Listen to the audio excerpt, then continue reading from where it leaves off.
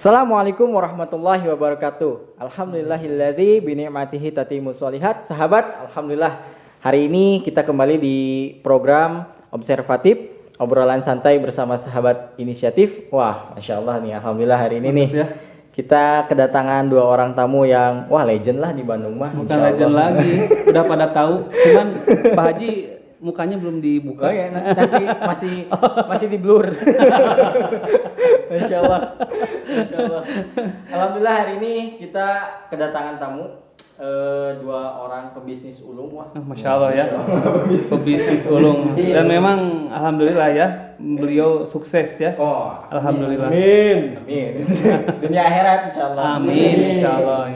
Insyaallah. Alhamdulillah hari ini kita kedatangan Kang Agus Soleh dari Davin Store dan juga kita kedatangan Pak Haji Teddy. Nah, dari mana Pak Haji Teddy? Dari Bu Imas. Siapa yang nggak tahu tuh Bu Imas? Iya,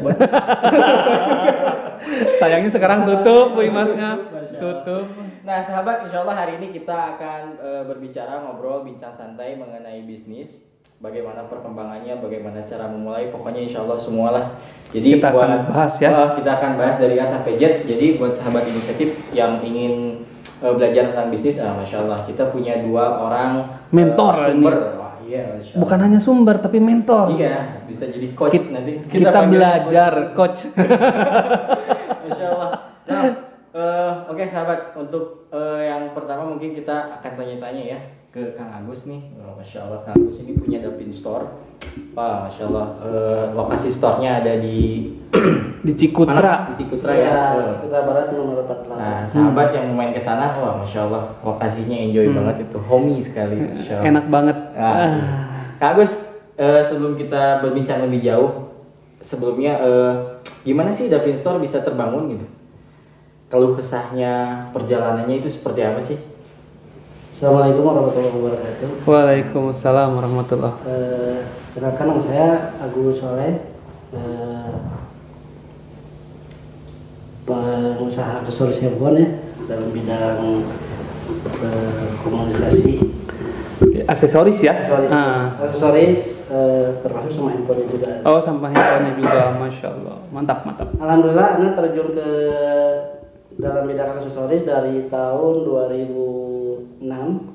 Tahun 2006. Belajar sama saudara yang dulu itu jualan kaki lima. Oh, jadi dulu sebelum punya store jualan kaki lima dulu, Masya Allah. Jadi benar-benar dari nol nih mah. Jadi dari nol dulu. Ilmu banget ini. Masya Allah, Masya Allah. Saya 2006 jualan di daerah Dewi Sartika. Oh, Dewi Sartika. Itu kebun kelapa. Kalau dulu kan banyak buku-buku ya. Kenapa Pak Haji berarti? Dulu taunya namanya restorannya aja. jadi belum juga dulu belum ini belum ya jauh lah nggak ya kalau Allah sekarang bisa ketemu. Masya Allah ya. Iya Masya Allah nggak nyangka banget Pak Haji. Allah sekarang saya jadi dulu mah cuma tahu Bu Imas. Bu Imas ya tahu ya. Bu Imas tahu restorannya. Dulu itu dari tahun 2006 lagi handphone lagi Samsung ya, cuma Nokia dan beberapa merek gitu. Nah, di situ saya merintis sampai 2 tahun, Pak Haji. Di jalan itu ya dulu. Di jalan bareng sama tukang kaset di situ kan ada beberapa.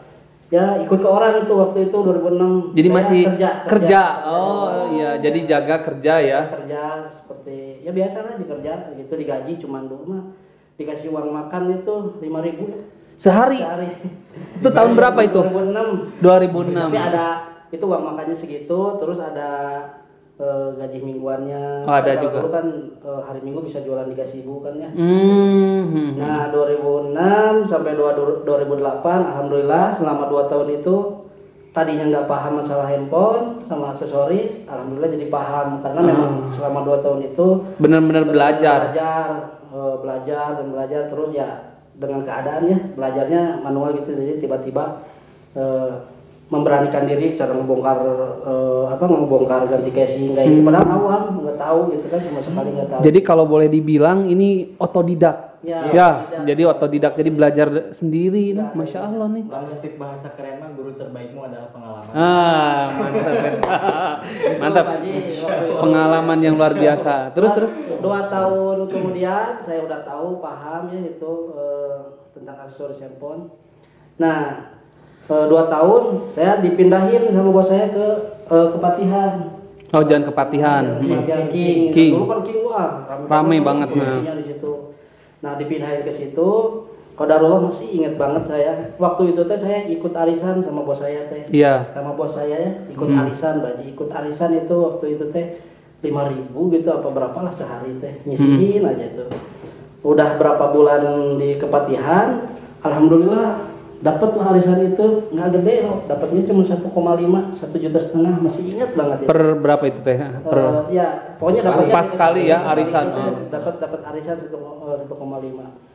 Saya jualan di situ, qadarullah ada teman saya yang ngajak, Kak Agus, saya tuh punya tempat tapi nggak ada modal, gimana kalau kita join katanya. Alhamdulillah saya teh. Pas kebetulan qadarullah di situ teh saya kan dapat arisan tuh 1,5, 1,5 juta kan.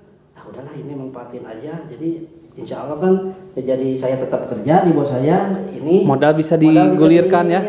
Kerja kebetulan si jualannya itu berdekatan, jadi tempat jualan saya yang teman saya nawarin tempatnya di sebelahnya, ya udahlah belanja aja ya. Jadi otomatis saya ada 2 penghasilan, bos saya tetap dapat gaji, yang kerja sama temennya itu juga dapat ya. Seiring waktu terus berjalan, nah saya si teman saya nyerah ternyata banyak kebutuhan ini itulah, dan beliau mau pindah katanya, menyerahkan si pajangan itu, gimana kalau si dagangan ini teh dijual aja sama kamu gitu. Oh iya, lapaknya mungkin dijual, lapak sama barang-barangnya semuanya. Saya kebetulan ya maksain lah, dah gimana lagi, saya pikir teh masa kita harus ikut orang terus, nggak mungkin kan ya, berkembang gitu. Mikir aja di situ teh saya ada celengan lah, hasil gaji dikit-dikit ditabungin, deal-dealan aja berapa harganya, malah itu juga nggak langsung lunas, sama saya dicicil dulu, deal sekian lah harganya, saya kasih dulu, nggak nyampe setengahnya waktu itu teh. Nah dengan kondisi saya masih kerja di bos saya kan, ini udah punya sendiri, saya merekrut lagi dulu orang. Jadi saya ngelapasin pekerjaan ini, nggak merekrut dulu orang, garap. Ya qadarullah lah, orang itu yang garapnya ya, saya kan mungkin dia ngerasa bukan bosnya ke saya karena saya masih karyawan juga kan. Aduh saya teh dengan berat hati gitu kan, dengan kebaikan bos saya udah ikut beberapa tahun kan, dengan berat hati sih sebetulnya mah melepas ini teh, tapi saya udah dipikir-pikir ya kalau saya nggak berani kayak gini ya kapan saya mau maju. Betul, saya bakal tangan orang terus. Kalau nggak action stuck kan. Ya saya dengan berat hati benar-benar itu saya sampai bimbang, sampai nggak bisa tidur mikir gitu gimana caranya, karena memang si bos saya baik banget gitu, udah memfasilitasi saya ngekos ini itu. Ya dengan berat hati sih sebetulnya mah ya qadarullah saya memutuskan itu, mau nggak mau kan ya. Ya dilepasin aja lah. Ya mohon baik-baik lah gini ceritanya. Ya setelah itu ya alhamdulillah. Nah di situ mulai saya jualan sendiri. Jadi tapi tetap ya si bos ini ngasih izin ya untuk keluar. Alhamdulillah baik lah, malah baik sampai sekarang, malah sampai komunikasi sampai sekarang. Sampai sekarang ya, masya Allah. Sering kemarin belanja ke saya. Jadi tetap partner ya. Jadi partner. Nah setelah itu merintis sendiri dalam waktu setahun lah kalau nggak salah ya, kurang lebih setahun. Kebetulan di Kepatihan saingan kan semakin banyak banget kan.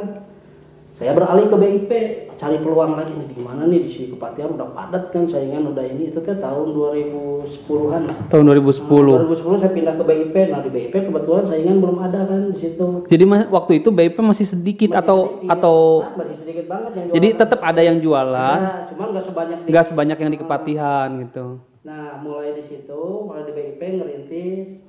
Qadarullah saya belum nikah di situ, masih sendiri, masih bunyi-bunyi. Nah di situ saya dapat keajaiban bukan ya, qadarullah Allah mempertemukan saya dengan seorang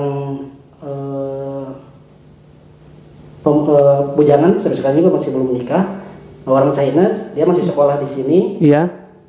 Dia bawa si Koko itu tuh bawa barang 1 tas. Dia masih kuliahnya di Maranatha kuliahnya, datang ke saya, kenalan lah sama si Koko itu, kenalan sama saya, saya mau nawarin barang, dan cuma bawa 1 tas kali. sama saya teh, diajak aja ke kosannya kok kita ngobrol di rumah. Ternyata dia tuh kakaknya importir dari Cina. Masya Allah. Importir dari Cina, dia bawa satu tas itu ke saya ngobrol. Ya udahlah di tas itu teh saya ambil semua dengan kondisi itu saya nggak ada modal sama sekali, cuman masya Allah gitu. Baru ketemu aja kita udah kayak yang kenal udah lama gitu, langsung aja jadi percaya. udah ngeklik lah ya. Ngeklik langsung aja percaya, udah jualin aja sama katanya, nggak apa-apa. Nah di situ mulailah ngejual, alhamdulillah. Sampai sekarang ya. Saya coba kan nawarin ke orang-orang, ke anak-anak kan, karena memang barangnya kondisinya banyak kan, nawarin ke teman-teman. Nih saya ada barang ini lumayan kan, cuma nggak 1.000-2.000 nggak besar kan di situ. Ternyata teh cocok si barang itu teh. Jadi barang itu di pasaran laku ya. Laku, ternyata bagus. Lagi memang lagi booming. Kok ini laku banget nih barang, gimana kalau siapa kita impor lagi dari Cina katanya. Jadi masya Allah ya. Rezeki yang nggak disangka-sangka. Jadi kita orang lagi dari Cina katanya. Nah setelah itu impor. Nah alhamdulillah dari situ 2010 di BIP, 3 tahun di BIP merintis, alhamdulillah dari satu pajangan satu tempat kayak gini saya sampai punya 8. Masya Allah 8. Sampai 8 karyawan dulu itu ya sampai 7 orang. 7 orang karyawannya. Dulu 7 orang, saya malah. Omsetnya dulu udah besar ya? Wah masya Allah dulu lagi zaman-zamannya di BIP itu. Dari Kan BIP itu memang dulu tempat nongkrong ya, nongkrong anak muda banget kan dulu masa-masa itu kan 2010 saya sampai dari satu pajangan 8 ya sampai 8, pokoknya satu mobil SS itu penuh aja ya. Masya Allah. Disitulah mulai merintis. Nah 2013 alhamdulillah saya nikah. Nah kebetulan yang di Ciputra itu rumah istri saya. Karena punya di pinggir jalan, awalnya dikontrakin sama orang. Iya. Karena gimana sih kalau dibangun sendiri aja, kata anak biarin anak yang kontrak atau gimana gitulah itu. Orang ngebangun atau ke 2013 di situ. Karena dari BIP awal terus bikin dari Cina alhamdulillah lancar, kadang-kadang nggak diterusin lah semenjak di Ciputra itu. Buka Android ini itu 2013 buka, 2015-2016 mulai goyang. 2016 goyang karena memang mulai masuk handphone itu kan Xiaomi. Iya. Kan, baru ya. Kayaknya mulai beralih kan. Kalau di 2008 kan itu handphone satu tipe itu kan lama ya. Paling berapa bulan baru keluar kan.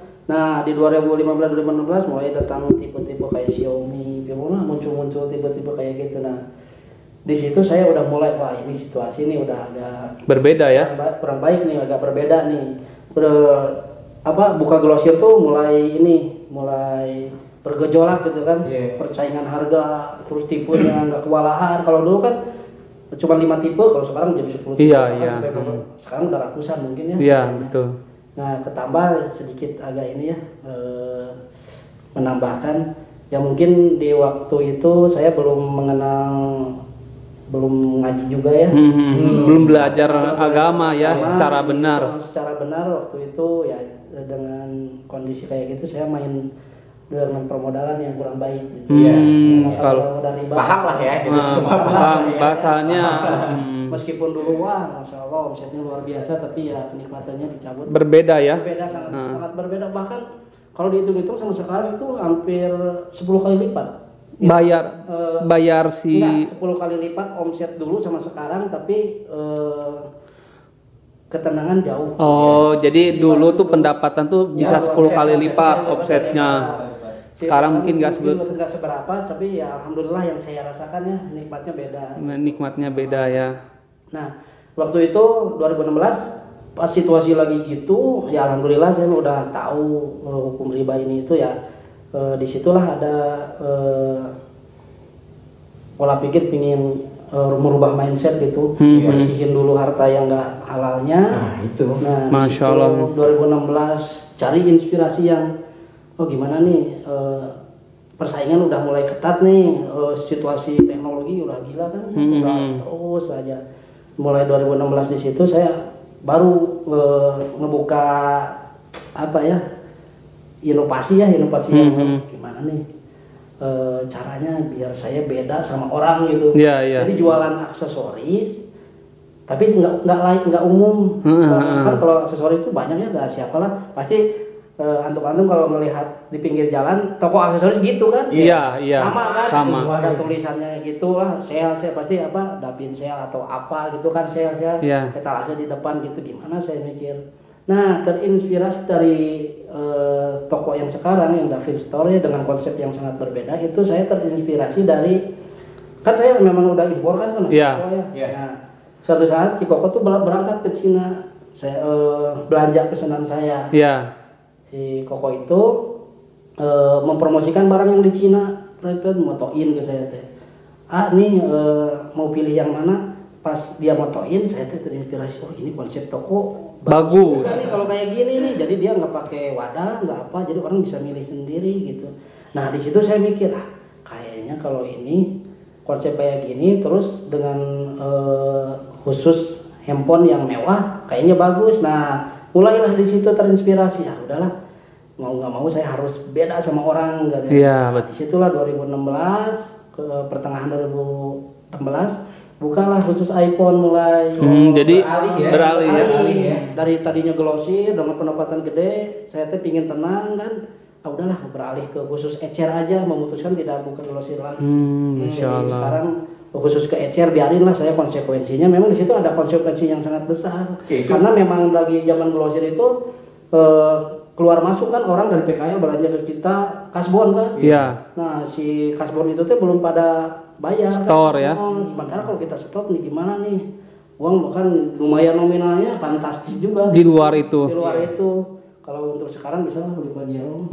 Masya Allah, saking besarnya tuh. Itu hal yang harus kita garis bawahi adalah pergolakan batin untuk yang tadinya berbisnis dari yang istilahnya kurang halal lah istilahnya, bergeser kepada kita ingin yang halal. Itu Masya Allah, karena saya pikir uang yang di luar yang nominalnya fantastis gitu, itu bukan uang saya kayaknya, bukan uang halal saya, karena tahu permodalan di situ perputaran di situ saya udah nggak mikirin ke situ lagi. Kita mah pingin rezeki yang halal, pingin tenang, pingin benar-benar nggak terganggu lah gitu pikiran. Selama itu mah Masya Allah. Walaupun uang banyak tapi tetap nggak tenang ya. Sama sekali. Dengan keluarga mungkin nggak nyaman. Ini mah sedikit pengalaman ngobrolin saya ya. Waktu itu bukannya mau apa ya? Menggurui apa gimana? Waktu itu saya 1 bulan 1,4 M. Masya Allah. 1 bulan 1,4 M. 1 bulan 1,4 M, hampir 50 juta sehari. Kurang 40 berapa ya? Sehari itu dapat uang segitu dulu. Bisa itu buat bebasin lahan ketika bisa nih. Kalau dipikir-pikir itu bukan fantastis lagi lah. 2013. Percaya nggak, saya nggak pernah menafkahi istri. Dengan kondisi uang segitu, nggak pernah ngasih nafkah nih sebulan sekian juta. Jadi nggak 1,4 M. Nggak pernah ngasih 1 bulan. Ibaratnya sebulan 3 juta lah buat istri. Rumah lah buat jajan, buat apa. Tiap pulang. Ini mah usia anak saya 2016 berarti 2013 nikah, baru 2 tahun lah. Wah, saya benar-benar itu mah pemarah, sangat pemarah sekali. Nah di situ bagi, jadi saya mikir kenapa ini. Padahal, waduh, itu maksudnya uang masuk dari sini, tapi ketenangan nggak ada. Anak aja sampai hati jadi keras mungkin ya dari situ. Bawaannya pingin marah, karena memang ya dengan nominal 50 juta kan kartu kredit, mobil kan waktu itu kan, jadi perlu pinjaman buat modal usaha karena impornya, impornya gede nih, kan, perputarannya, karena memang nggak tahu di situ riba. Iya betul. Wah pemarah banget, luar biasa itu saya sampai mungkin bahkan ke orang tua pun ya, yang awalnya dari waktu ngerintis di sini ke orang tua ngasih rutin, semenjak dari 2013 pokoknya lagi omset itu, justru enggak. Mungkin Allah. Tapi ada pertolongan juga dari Allah. Betul. Karena kalau ngasih mungkin banyak ngasih ke itu, makan juga banyak. Iya, betul. Kan, selalu ada hikmah dari setiap takdir yang Allah berikan kepada kita. Betul. Masya Allah ini pelajaran dari satu pemateri kita udah ambil banyak hikmah ya. Masya Allah, betul. Ini dari nol, coba bayangin dari mulai kerja. Terus buka kecil-kecilan, emper-emperan sampai punya 7, sampai bayangin omsetnya 1,4 M. Masya Allah. Ngeri. Ini kita masih punya satu lagi nih. Iya. Dari satu saja udah seru banget ini. Iya, Masya Allah. Tinggal sasaran kita satu lagi nih, sebelah. Ini nih ada ini sebentar mungkin. Ya. Ayo, ada apa lagi? Belum beres ya ceritanya tadi. Sekarang kan udah 2020 nih, cerita sampai tahun 2017. Sedikit lagi. Nah di 2016 buka khusus iPhone, udah saya memutuskan biarin lah, dipasrahkan gitu, Allah lah yang. Bahasa Sunda namanya. Allah uang di luar sekian ratus sekian mah udah lah, ikhlasin we. Dan saya udah tahu ini posisi orang-orang itu teh bukan nggak mau bayar karena memang dia di-cut kan pasti otomatis dia mau bayar utang kan, biasanya bayar utang langsung ambil barang lagi kan. Nah kalau sekarang bayar utang nggak dapat barang kan susah, dia juga butuh ini, ya udahlah itu mah dipasrahkan lah, udah terserah. Mun bayar meureun alhamdulillah teu ge teu Saya nanaon. jual aset, Masya Allah. Buat ngeberesin riba aset semua dijual, mobil ini itu. Dibayarin aja ya. Nol aja pokoknya 2016. Masya Allah. Pokoknya aset yang ada tek bengik lah bahasa Sunda di Korean pokoknya mah, sampai ke mobil berapa biji jual. Pokoknya benar-benar pingin hidup tenang lah, nggak mau ada sedikit pun harta saya yang terlibat nggak halal gitu kan. Masya Di Allah. situ saya pasrah, ambil aset yang ada hitung berapa, dikeluarin semua bersih, alhamdulillah ngerintis lah itu iPhone. Alhamdulillah, Masya Allah, pertolongan iPhone. Baru 2 tahun merintis, nama lah di situ Davin Store. Davin Store tuh, Davin tuh nama anak atau nama anak? Di situ awalnya Davin Shop kan yang toko lama. Iya. Karena kita pingin toko yang beda, gimana? Lebih fresh ya. Image-nya lebih baru. Cari logo. Mulai dapat logo itu terinspirasi dari iPhone. Sebelumnya logonya kan sekarang ada ya logo, mungkin udah pada tahu lah. Yang D itu kalau dulu mah enggak gitu, saya pokoknya cari yang pingin nggak mau pakai yang ini dulu deh gitu, bikin yang aneh ini karena memang konsepnya juga mau aneh. Ya udahlah 2 tahun 2016 2018 alhamdulillah pergerakannya Sampai sekarang ya Masya Allah ya. 2 tahun pindah 2 tahun ya alhamdulillah sampai sekarang alhamdulillah konsep terus. Saya mindset saya nggak berubah, pokoknya bikin konsep lebih beda sama orang. Lebih Orang fresh ya. Sok aja sekarang ngelihat ke Davin Store mungkin orang nggak tahu itu aksesoris handphone. Iya. Sepintas kan Iya. ada yang menganggap kafe atau apa gitu kan, karena memang saya mindsetnya pokoknya harus beda, orang bisa nyaman, bisa milih sendiri gitu. Nggak kan rata-rata orang kalau mau beli teh ada TV ini harus diladangin kayak gitu. Sekarang kita ngasih keleluasaan ke konsumen, setiap nanya produknya apa tinggal tunjukin, silakan aja sendiri. Jadi bisa langsung nyari sendiri ya. Nyoba-nyoba sendiri sampai sepuasnya gitu kan, dengan situasi yang ya mungkin enak lah ya. Jarang-jarang kan beli aksesoris handphone biasanya di pinggir jalan gitu kan. Kalau nggak di mall dikunciin, ada karyawan yang ikut-ikut. Iya. Kan saya mindsetnya harus beda nih, gimana. Jadi intinya harus bisa memberikan service excellent. Gitu. Ya, service yang terbaik. Bisa bertahannya di situ lah, karena persaingan sekarang aduh aksesoris Ketat ya. iya, teknologi udah, apalagi dengan ada dunia online-nya beberapa tahun ini kan. Harganya udah ngaco, udah ini gimana Marketplace itu udah harganya udah enggak ini. Nggak masuk di akal. itulah perjalanan Davin Store sampai sekarang. Masya Allah ya. Berarti perjalanan Davin Store tuh udah berapa tahun ya, dari 2006? 14 tahun ya. Awal merintis ikut ke orang 2006, 2008 mulainya ya. sendiri. 12 tahun lah, 12 tahun. 12 tahunan berarti ya. 10 ya 12 tahun lah ya. Kalau ngikut sama bareng dari awal banget ngikut sama orang mah ya 14 tahun. 14 tahun. Jadi kalau ikut di dunia aksesoris itu udah 14 tahun lah ya. Kalau untuk mulai usahanya sendiri itu 12 di tahun. 12 tahun. Masya Allah. Dan untuk apa namanya? Kalian juga yang punya usaha juga pasti sangat mengerti lah untuk membuat usaha itu bisa bertahan sampai jangankan 12 tahun nih. Iya. Baru setahun, 2 tahun, 3 tahun. Jangankan setahun, sebulan aja jualan nggak laku. Udah bulan-bulannya itu. Udah kayaknya mah enggak ini mah. Nah, itu ya. Jadi tadi perjalanan Davin Store ya, Masya Allah ya. ceritanya awal kayak gimana sampai sekarang gitu kan, banyak banyak hikmahnya. hikmah, banyak pelajaran yang bisa kita petik dari situ. Sampai sekarang alhamdulillah sama impor masih jalan tuh, masya Allah. Kerjasama sama si Koko berarti dari 2010 ya? 2010 ya, waktu di BIP ya. Masya Allah nih. Nih, ini kan tadi pengusaha aksesoris ya dan handphone juga. Jadi dunia digital. Nah, sekarang ada yang nggak kalah penting lagi nih, tamu kita yang satu ini. Dan memang jenis usahanya banyak sekali dirintis oleh orang lain. Iya. Tapi memang tidak mudah. Betul. Tidak mudah. Makanya kita mau korek nih. Kita korek-korek. Tips and trick beliau nih, pelajaran beliau nih. Iya. Dengan Pak Haji Teddy ya. Iya. Ji, gimana Ji? Bu Imas Ji? Assalamualaikum warahmatullahi wabarakatuh. Waalaikumsalam warahmatullahi wabarakatuh. Wassalamualaikum warahmatullahi Sebetulnya sih saya bukan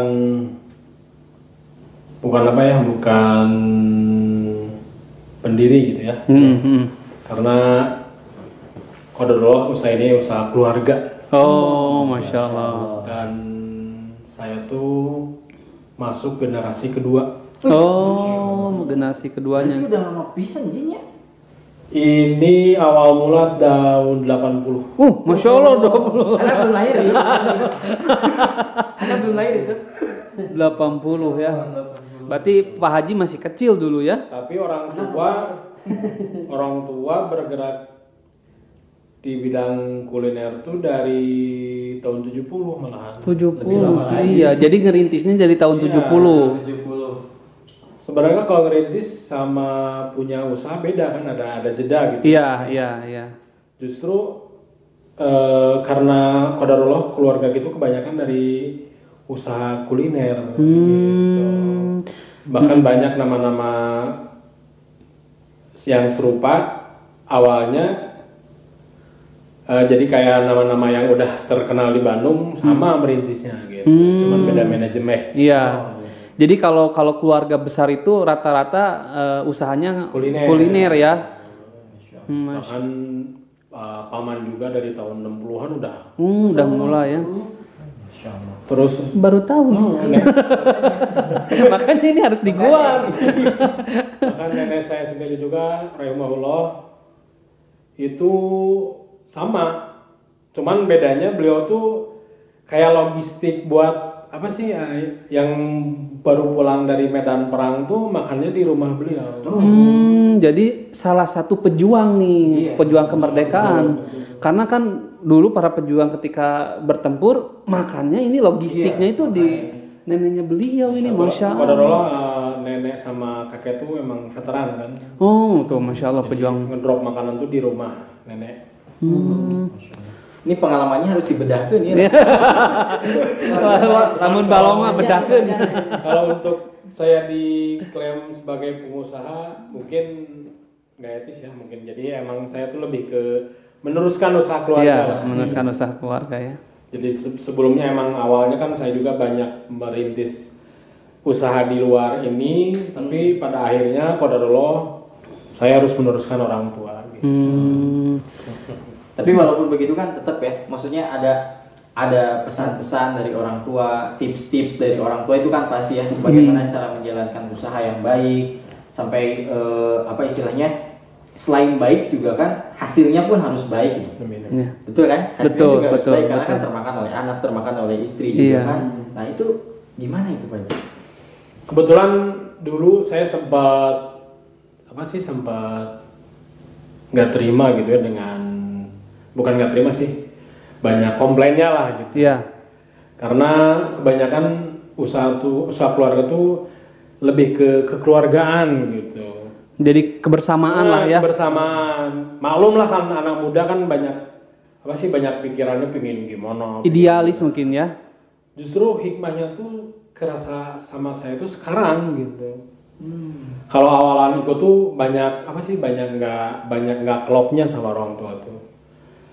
Misalkan saya ada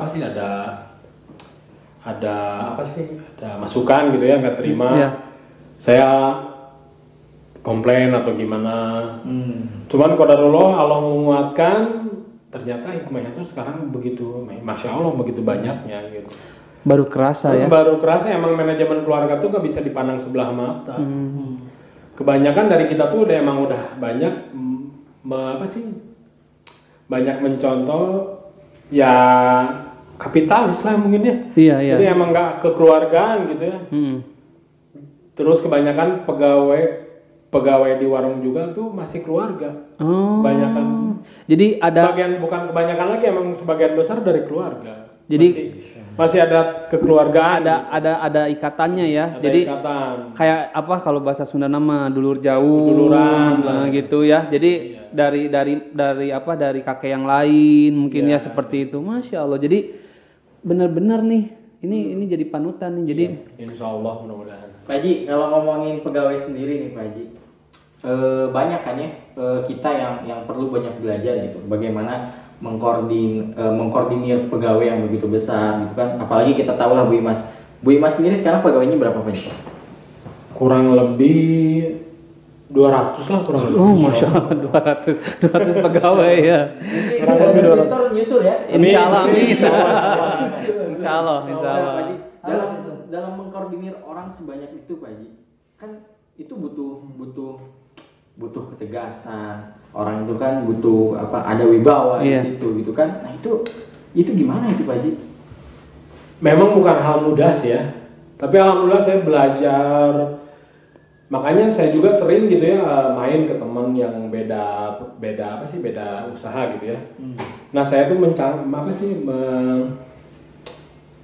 membawa ilmu dari teman-teman saya itu gitu. Saya aplikasikan ke warung. Ya contoh emang membentuk manajemen itu bukan hal yang mudah ya. Iya. Perlu waktu. Terus bukan kita belajar tuh emang nggak cukup. Misalnya kita udah dapat ilmu gitu ya, udah cukup saya. Nggak mungkin, nggak bisa. Karena belajar tuh harus terus. Di upgrade ya. Di upgrade gitu. Tapi di balik itu juga kita jangan pelit untuk jangan berhenti untuk menuntut ilmu terus saja dari mana. Walaupun itu dari pegawai sendiri ya saya kalau misalnya baik saya ambil gitu. Jadi kalau ada pegawai masukan saya ambil aja ya. Karena emang saya juga belajar tuh sampai sekarang tuh saya masih belajar gitu. Masya Allah. Gimana cara pendekatan secara kita kan intinya kan mau menasehati ya. Iya. Tapi nasihat itu kan harus dengan baik gitu ya. Betul. Gak mungkin kita menasehati dengan cara keras. Ya intinya oke lah saya membawahi karyawan yang ada di Ibu Imas gitu ya. Tapi saya juga pendekatannya harus gimana gitu. Karena saya juga kan bukan hanya butuh tenaganya saja gitu. Iya. Karena alhamdulillah dengan bertahannya sampai sekarang Ibu Imas, ya itu juga pasti dari doa mereka. Betul, betul. Nggak terlepas dari doa mereka. Iya betul sekali. Jadi memang pegawai juga salah satu sub yang memang harus kita muliakan. Iya. Pendorong rezeki makanya juga kan.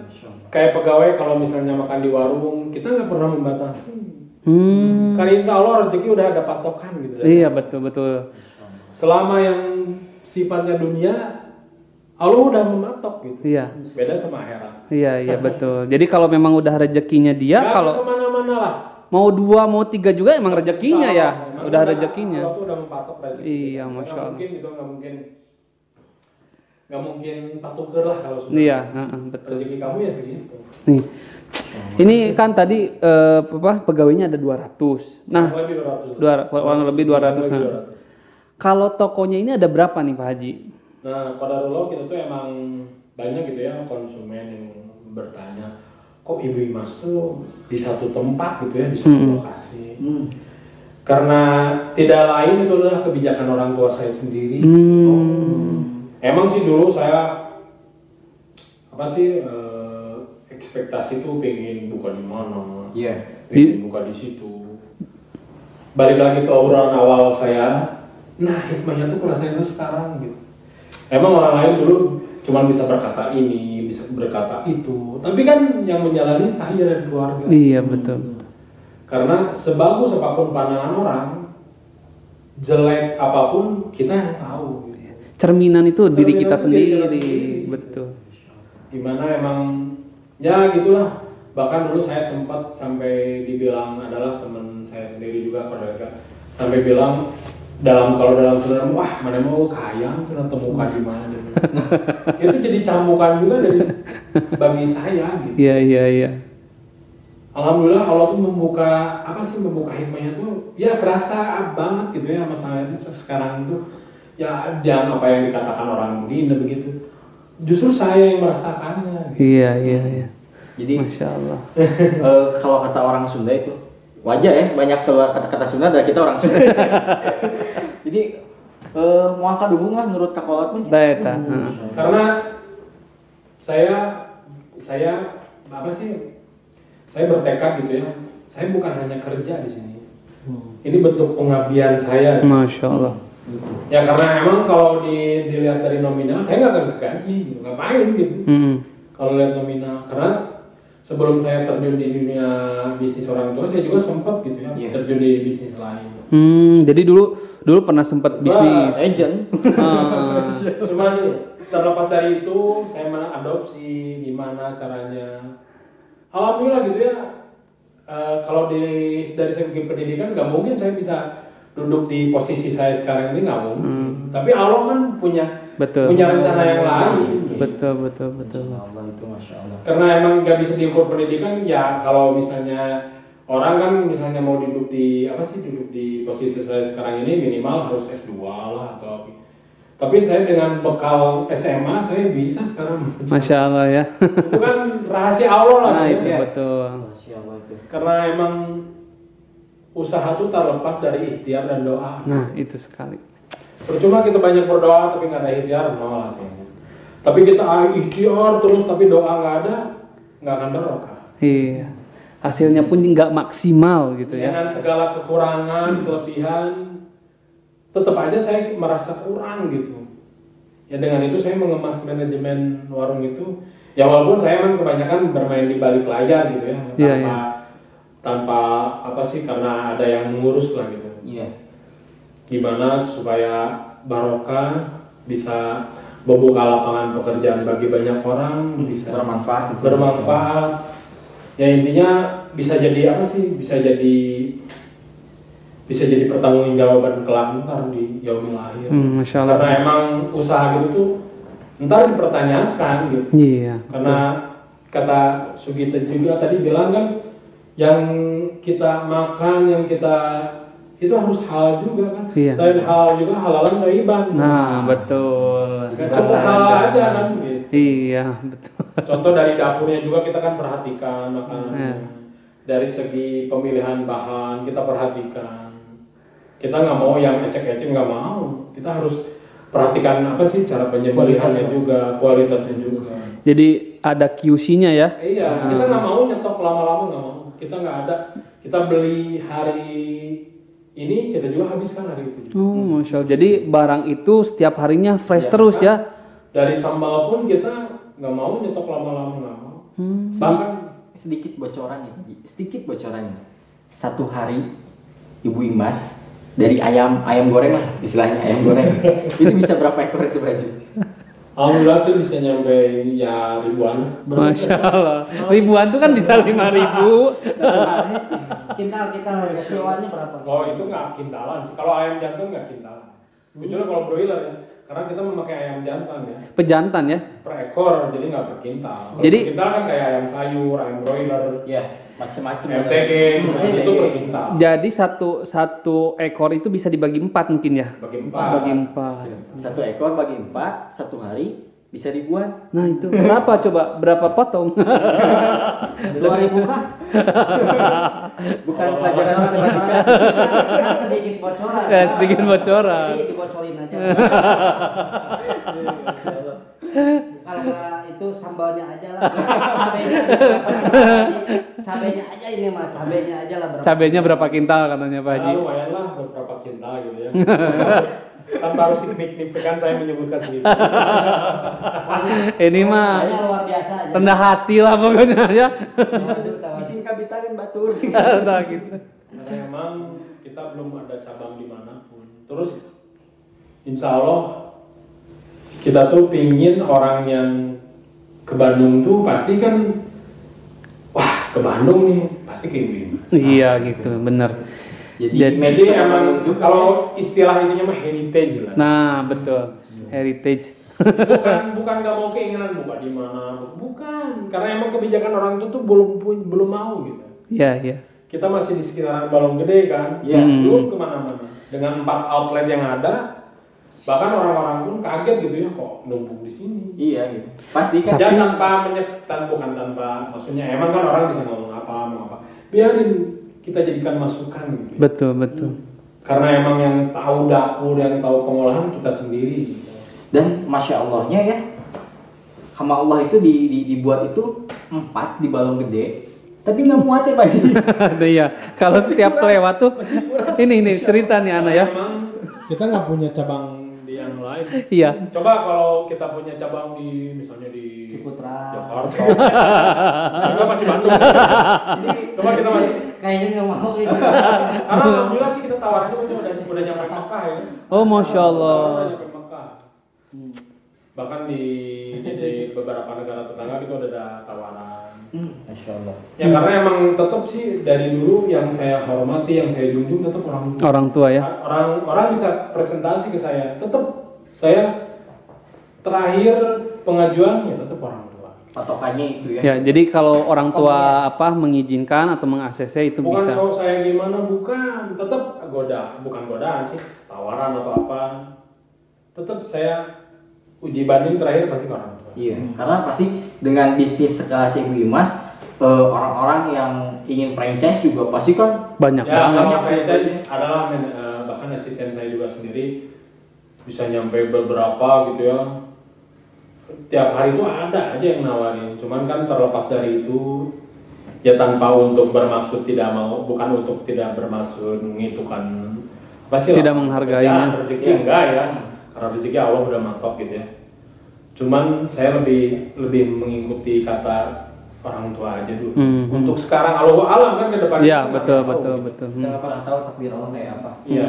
Jadi ini sebuah pelajaran ya. Apapun keadaannya tetap harus hormati orang tua ya. Bahkan beliau masya Allah ya, ketika ada tawaran yang lebih menggiurkan, mungkin kalau dari segi harga itu besar ya. Tapi tetap izin orang tua. Betul, masya Allah. Birrul walidain lah. Birrul walidain, masya Allah. Pemateri yang satu ini tuh luar biasa. Nah, sahabat, dari 2 kisah yang kita bisa kita dengarkan hari ini, ada satu hal yang memang bisa kita garis bawahi, yang hal-hal penting ini. Yang pertama adalah bisnis kita sebesar apapun, tetap yang kita cari itu berkahnya Allah ya Ji ya. Itu masya Allah. Masya Allah sekali. Berkahnya Allah. Nah, untuk Abu Dapin dan juga Pak Haji tadi nih, banyak juga kan teman-teman kita nih di luar sana yang mungkin memang mereka mulai ngaji, dia mulai serius dalam urusan agama mereka, dan ketika pekerjaan mereka itu bertentangan lah istilahnya dengan syariat, banyak dari mereka yang kemudian udahlah oke, kita lepas gitu, dan akhirnya saya mau usaha lah apa aja gitu kan, intinya saya mau usaha lah apa aja gitu. Dan banyak dari mereka yang menemukan kendala setelah masuk ke dunia usaha tuh, oh ternyata kayak gini gitu. Nah, pesan-pesan sendiri nih dari Abu Dapin, dari Haji tadi yang sudah merasakan asam garam bisnis lah istilahnya gitu kan. Pesan-pesan nih buat teman-teman kita, apa sih cara membangun bisnis itu seperti apa? Tips and tricksnya itu kayak apa nih? Ya bukan tip and trick ya, karena emang saya juga masih belajar gitu ya. Minimal kita harus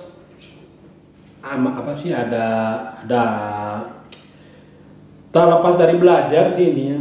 Kita mau nyontoh misalkan kayak Abu Dapin ya, sah-sah aja gitu ya. Mau bikin kuliner, cuman kita juga harus punya bukan ciri khas sih, punya prinsip lah, minimal karakter ya, punya karakter gitu. Jadi jangan sampai kita dunia aja yang dikejar tapi akhiratnya lupa gitu.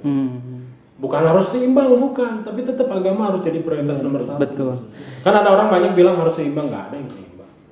Agama tetap ya. Agama tetap. Jadi terlepas dari itu kita tetap harus ikhtiar dan doa lah. Dari satu kata, bukan satu kata sih. Ya jangan lupa berdoa sama ikhtiar, itu aja sih dari. Jadi niatkannya usaha untuk ibadah mungkin ya. Ya insya Allah permudah lah. Iya. Nggak tahu dari Bos David sendiri nih. Kalau dari saya untuk yang ini ya, untuk yang kasarnya pemula ya. Iya. Yang ini Newbie. yang gimana nih caranya? Gini lah kata orang Sunda mah, ngaji hayang, usaha hayang gitu. Nah, eta. Ini yang kita denger nih. Jadi ya ngaji bisa, duit aya gitu. Intinya gitu ngaji hayang, usaha hayang gitu ya, jangan sampai kayak orang usaha teh keburu ngaji gitu. Nah, gitu. Jangan sampai kayak gitu. Karena penting juga ya. Kadang-kadang ada orang yang orang ngaji ya lah. Nah, Tapi di rumahnya enggak. pokoknya mindsetnya jangan sampai ke situ, bahaya kalau ke situ. Ya maksudnya mindsetnya orang ini dong kayak usaha loba kieu orang sieun teu bisa ngaji gitu Nah, kan. iya. Nah, itu mindsetnya sangat salah gitu. Yang sekarang mindset sekarang tuh harusnya dirubah gitu. Waduh, sekolah sunat teh mahal. Nah, Aduh, orang tujuan usaha teh yang membahagiakan orang tua, mindsetnya yang membahagiakan anak, membahagiakan istri kan. Iya. Mindsetnya terus aja ke situ. Jadi patokan kita nyari dunia tuh bukan untuk memperkaya diri, Iya. poya-poya. Ya maksudnya tuh mindsetnya jangan terus, apalagi mindset sampai orang dagang ke kaburu ngaji ya itu mah. Iya, Masa orang sukses juga kaburu ngaji. Betul, Kan, betul. Ya termasuk Pak Haji sendiri Iya. 200 orang. Alhamdulillah. Iya, ya, betul. Masya Allah gitu kan ya, waktu mah itu mah tergantung itu, mindset itu yang harus dirubah. iya. Terus pesan-pesan buat teman-temannya yang baru mau ini, coba fokus ke satu ke satu produk ya, ibaratnya gini, gini, jualan ayam, jualan kerupuk, jualan apa, jualan kan sekarang memang lagi musimnya jualan kuliner. Iya, Kan iya. ada satu orang yang jualan berapa macam gitu kan. Itu. Bukan jualan ayam, jualan kerupuk, jualan cilok kan ya. Nah, untuk usaha sekarang ya bukan untuk sekarang ya, mungkin untuk motivasi untuk kedepannya juga ya. Kita jangan sampai mengikuti jualan yang rame nih, yang pokok kita yang punya ditinggalin gitu maksudnya. Lupakan ya. Jangan dilupakan. Ya, harus ada satu yang dipertahankan. Jangan gitu. musiman. Jangan musiman. Ya contohnya kayak anak jualan aksesoris, tetap aja jualan aksesoris, yang lainnya yang rutin, yang juga. Gitu. Jadi intinya mah ada aksesoris. Nggak pokok gitu. Pokoknya, cuman yang lainnya mah sambilan lah ya gitu. Sambil minum, sambil minum air. Nah, itu. Kalau bisa jangan ganti-ganti gitu. Jangan sampai ganti-ganti terus aja. Beres jualan kerupuk, cobaan jualan dia kerupuk ditinggalin. Nah itu mungkin susah lah, itu kayaknya secara ini juga jadi nggak punya brand jadinya. Iya. Jualin produk orangnya terus. Betul. Nah, salah satunya kita memang harus cari link yang memang jangka panjang nih, apa nih, kayak kuliner, kayak aksesoris, Masya Allah. kayak pakaian atau ini itu yang jangkanya memang jangka panjang gitu. Iya, betul. Oh, itu tuh. Masya Allah ya. Tips and trick dari Abu Davin. Masya Allah, kita ini udah berapa menit nih dari tadi ngobrol? Dari tadi ngadaul. Udah hampir 45 ya kalau nggak salah, 45 menitan lah sampai 50. Jadi itu ya, jadi memang hikmahnya kita belajar dari saudara-saudara kita terkait ini ya. Iya. Sebetulnya ini pembahasan masih banyak sih sebetulnya. Cuman memang Pengen dikorek masih banyak. masih banyak. Ada di lain waktu lah insya Allah ya. Insya Allah ada di lain waktu. Mudah-mudahan Pak Abu Davin juga sehat, Pak Haji juga sehat, terus usahanya tetap lancar ya, dan mudah-mudahan selalu diberkahi oleh Allah. Amin. Ayo silahkan Insya Pak. Allah di lain waktu kita ketemu lagi Insya Allah. Insya Nanti Allah ya. kita undang lagi. Kita undang lagi. Nah, buat sahabat Atasik Inisiatif juga Insya Allah kita ada beberapa program yang sedang kita jalankan saat ini. Insya Allah kita membuka kesempatan buat Anda sekalian yang ingin ikuti program kita. Ada wakaf untuk pembebasan lahan PTKD di Sariwangi. Nah, buat Abu Davin juga buat Pak Haji mau ikutan. Masya Allah kita berburu jariah di sana. Dan kita juga ada wakaf untuk sarana dan prasarana TK Atasdik yang nantinya akan beroperasi di Cipicung. Dan kita juga mengadakan program Jiswap dari rumah. Jadi buat sahabat-sahabat yang ingin menyalurkan dana Jiswaf, zakat, infak, sodakoh, dan wakafnya, insya Allah bisa kita jemput Nanti untuk informasinya bisa sahabat-sahabat inisiatif lihat di bawah. Nanti akan ada kontak person dari nomor WhatsApp yang bisa dihubungin. Iya. Dan jangan lupa untuk mengikuti media sosial kita supaya terupdate nih. Betul. Setiap kegiatan yang kita inisiasi yang sudah tercapai mana aja. Insya Allah nanti akan kita update terus di media sosial. Barakallahu fikum. Apa dong? Media sosialnya apa dong? Oh iya, bisa dilihat di bawah Ji. Atasdik keluar inisiatif. Nah, di Instagram kita punya @atasdik.inisiatif. Kenceleng. Dan oh iya, kita juga ada program Kenceleng, Masya Allah. Kita ada program Kenceleng Peradaban. Jadi Insya Allah untuk semua kegiatan kita nanti itu Masya Allah itu Kenceleng Peradaban akan sangat bermanfaat sekali bagi umat. Kita membangun peradaban Islam yang baik, yang benar. Insya Allah akan sangat membantu bagi umat. Nah, Kencelengnya kayak gini nih. Insya Allah. Jadi nanti sahabat inisiatif bisa mengajukan untuk pengambilan Kenceleng. Insya Allah nanti akan kita koordinir. Untuk lebih lengkapnya informasinya nanti bisa menghubungi lewat WhatsApp. Mungkin cukup sekian ya, ya? Insya Allah. Cukup sekian Insya Allah. Nanti kita sambung lagi obrolan kita yang bermanfaat di lain waktu. Insya Allah kita tutup dengan doa kafaratul majlis. Subhanakallahumma wa bihamdika asyhadu an la ilaha illa anta astaghfiruka wa atubu ilaik. Barakallahu fikum. Tetap di rumah, jaga kesehatan Anda sekalian. Wassalamualaikum warahmatullahi wabarakatuh. Waalaikumsalam.